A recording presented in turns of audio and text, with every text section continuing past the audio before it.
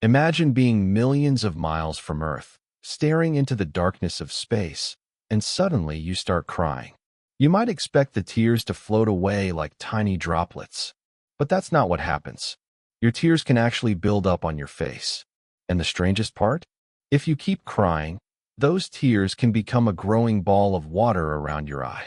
So, can astronauts really cry in space? Absolutely. Astronauts are still human. They can feel happiness, fear, loneliness, excitement, frustration, and sadness. Their bodies still produce tears because the basic biology of tear production doesn't suddenly disappear when gravity becomes extremely weak. But crying in space is very different from crying on Earth. And this is where things get weird. On Earth, when you cry, gravity helps pull tears downward. They travel across your cheeks, perhaps reaching your chin or falling onto your clothes. In microgravity, there is no strong downward direction to make that happen. Instead, surface tension becomes one of the dominant forces controlling the tear. Water molecules naturally attract one another, so instead of immediately streaming down your face, tears tend to cling to the surface around your eye. Canadian astronaut Chris Hadfield famously demonstrated this during his time aboard the International Space Station.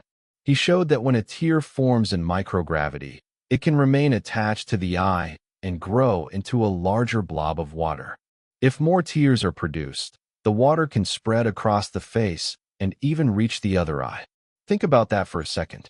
On Earth, crying usually means tears leave your eyes. In space, crying can mean your tears stay with you.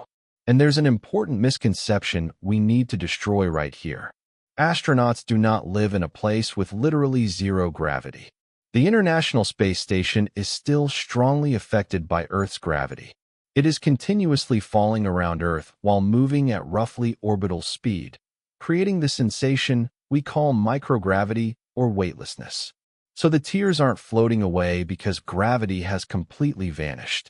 They're behaving differently because the spacecraft environment dramatically changes how fluids move. And water isn't the only thing affected. When astronauts enter microgravity, fluids in the body shift upward toward the head because gravity is no longer pulling them toward the legs in the usual way. NASA estimates that roughly 2 liters of fluid can move from the lower body toward the upper body when a person enters weightlessness. That can contribute to a puffy face, nasal congestion, and changes involving the eyes and brain. And this leads to something much more serious than a strange crying experiment.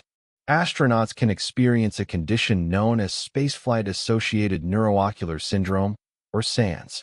NASA reports that chronic exposure to microgravity can cause blood and cerebrospinal fluid to shift toward the head.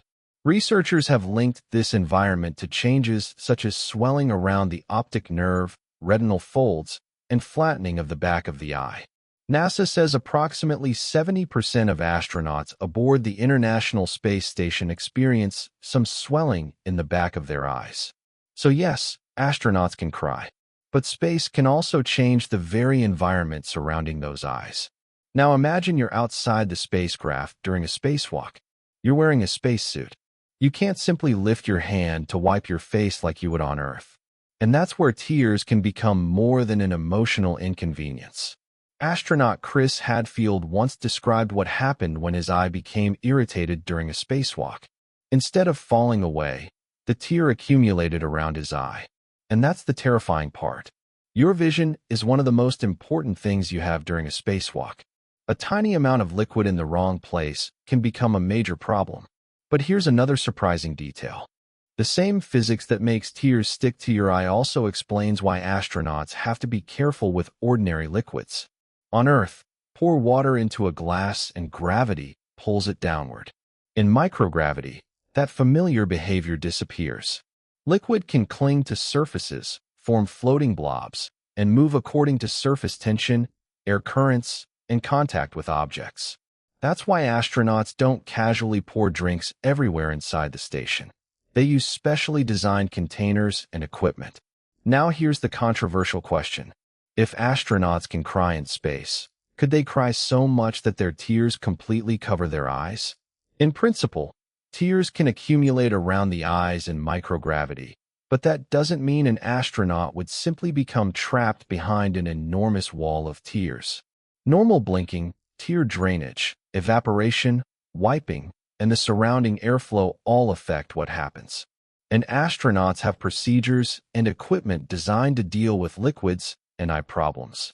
So the internet version of the story can be exaggerated. The science is already strange enough without inventing anything. But there is an even deeper reason this question matters.